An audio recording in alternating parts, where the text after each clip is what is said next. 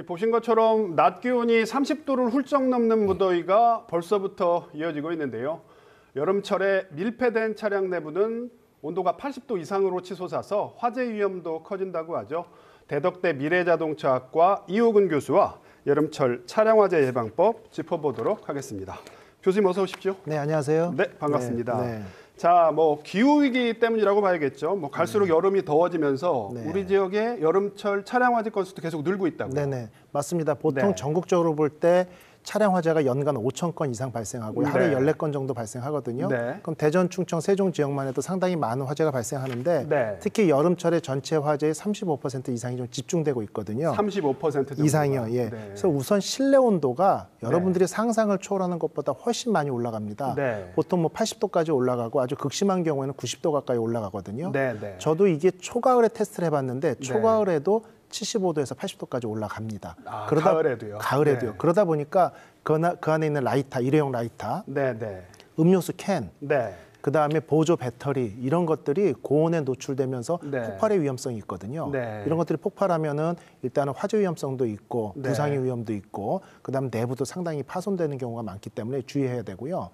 또 한 가지는 여름철에 이게 실제 겪었던 일인데 오래된 차종 같은 경우는 라지에이터 같은 경우 호수가 느슨해지면서 고무 재질이다 보니까 느슨해질 수 있겠죠. 온도가 많이 올라가면 그런 경우가 쉽게 빠지는 경우가 있습니다. 그래서 출근길에 갑자기 안에서 앞쪽에서 김이 올라와서 라지에이터 냉각수가 누수가 되고 조금씩 빠진 냉각수나 오일류 때문에 어떤 엔진의 정상적인 냉각 쿨링이나 퍼포먼스가 발생되지 않아가지고 고열에 노출되면서 화재에 이어지는 경우도 많고요. 그래서 여름철에도 각종 오일류 점검부터 상당히 체크할 게 많다 이렇게 볼 수 있습니다. 굳이 화재로 이어지진 않지만 노후된 차량 소유자들은 차량 관리에 훨씬 더 신경을 써야 되겠군요. 예, 신경 쓸 게 많고요. 또 엔진룸 온도 같은 경우는 150도 이상 올라가는 경우 많거든요.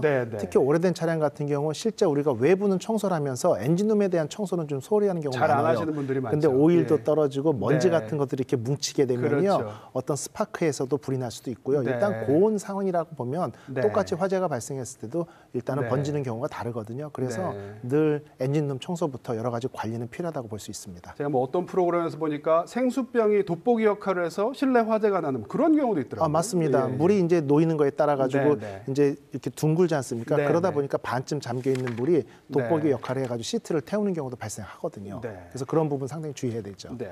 그렇다면 여름철 차량 화재 막기 위해서 저희가 주의해야 될 점, 이 부분 한번 짚어주시죠. 예, 방금 앞서 말씀드린 것처럼 각종 일회용 라이터나 아니면 음료수병이나 캔, 보조 배터리 이런 것들을 제일 좋은 거는요. 저 같은 경우 차 안에 요만한 장바구니 조그만 게 하나 있거든요. 그런 위험한 것들을 다 해서 트렁크에 넣어놓는데 SUV 같은 경우는 트렁크도 같이 원룸으로 오픈돼 있지 않습니까? 그럴 경우에 그럴 경우에는 이제 보관함을 열고 조석 안쪽에 일단 그늘진 곳에 놓는 것만 해도 상당히 온도를 낮출 수 있고요. 또 도난의 위험성은 있습니다만 예전에 한번 테스트를 했었어요. 차량의 실내 온도가 70도, 80도까지 올라갔는데 창문을 2cm 정도만 열어놓잖아요. 그럼 그게 한 60도 미만으로 떨어지고요. 또 앞유리에 신문지나 카바 같은 걸로 직사광선을 피하도록 덮어놓죠. 그러면 이게 대기 온도에 한 10도, 15도 이상 안 올라갑니다. 결국 50도 미만으로 낮출 수 있거든요. 결국은 에너지 효율면이나 나중에 탑승했을 때의 상쾌함이나 여러 가지 사고 위험성까지 고려한다면 그런 요령도 중요하다고 볼 수 있습니다. 창문을 열어놓는 게 참 꿀팁인데 사실 이게 도난의 위험 또 미세먼지 이런 것 때문에 사실 좀 꺼려지는 것도 사실이거든요. 예, 그러다 보니까 이제 제가 이 말씀을 드릴 때 늘 주의하는 게 관찰 가능한 범위 내에서 안전이 보장됐을 경우에는 창문을 살짝 열어놓는 게 중요하고 그다음 탑승 직전에 여러 가지 팁 나오죠. 차 문 다 활짝 열고 한쪽 문을 열었다 닫았다 하면서 실내 공기를 충분히 쿨링을 시킨 다음에 탑승을 하면은 에어컨 가동률도 줄어들고 여러 가지 도움이 될 수 있습니다. 또 한 가지가 여름철에 특히 장거리 다닐 때 타이어 과열로 인한 화재 이 부분도 저희가 좀 주의를 해야 되죠. 맞습니다. 타이어 같은 경우에 우리가 특히 휴가철에 여러 명이 운전하다 보면 교대로 운전을 하거든요. 이걸 통계 조사를 해봤는데 우리나라 연속 운전 시간이요. 최대 평균이 한 100분 정도고요. 1시간 40분 정도, 최대가 160분도 있습니다. 2시간만 쉬지 않고 운전한다는 거죠. 그럴 경우에 집중력이 저하되면서 어려움에 처할 수도 있는데 물론 교대로 운전하니까 괜찮습니다라고 말씀하세요. 타이어는 고무 재질로 되어 있죠. 고온에 노출되면은 방금처럼 화재 위험성이나 파열의 위험성도 있고 화재나 파열까지 가지 않는다 하더라도 고온에 오래 노출되면요 경화됩니다. 경화돼서 딱딱해지면 제동거리가 길어지고 수명이 단축되거든요. 그래서 보통 2시간 정도 연속 운전하면 20분 정도 쉬어주면서 타이어를 식혀주는 게 타이어를 오래 안전하게 쓸 수 있는 팁이라고 할 수 있습니다. 여름에는 타이어도 휴식이 필요하다. 네, 2시간에 20분 정도는 휴게소에서 타이어를 위해서라도 쉬어줘야 된다 이런 말이죠. 이 성질 급한 한국 사람들 막 서울에서 부산까지 한 번에 가려고 그러잖아요. 여름에는 그러면 안 되겠군요. 네, 맞습니다. 마지막으로 전기차 좀 여쭤보겠습니다. 전기차 뭐 배터리 화재 때문에 뭐 기겁을 하신 분들 많았잖아요. 열 폭주 현상. 자, 전기차 타시는 분들 신경 많이 쓰실 텐데 전기차만의 화재 예방법이 있다면 어떤 거 말씀해 주시겠습니까? 일단 열 폭주가 발생했을 때 현재 나온 기술로 이걸 효율적으로 제어할 수 있는 방법은 없다고 보시면 됩니다. 결국 열 폭주가 발생하지 않도록 관리를 해야 되잖아요.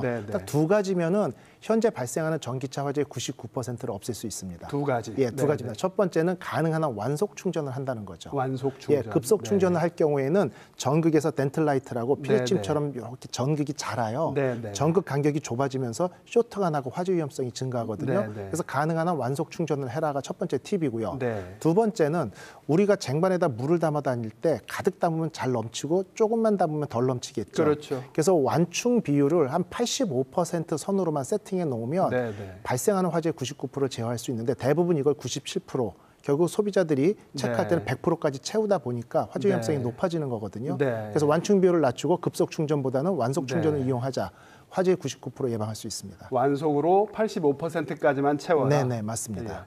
그런데 이 완속 충전기가 부족하다 보니까 하이브리드 차량, 플러그인 하이브리드 차량이요. 이런 차량들이 2시간이면 충전이 끝나는데 밤새 그 충전소에 주차를 해놔서 전기차 차주들이 애를 먹는 경우도 많더라고요. 특히 집 주변에 야간에 충전할 경우에 2시간에 나와서 이거 빼서 옮기기 귀찮거든요. 귀찮은 건 사실이에요. 그래서 이게 공공시설이 아니고 다세대 주택이나 공공주택 같은 경우도 제가 언론에서 여러 번 말씀을 드렸고 일부 공영주차장에서 실행이 되고 있습니다.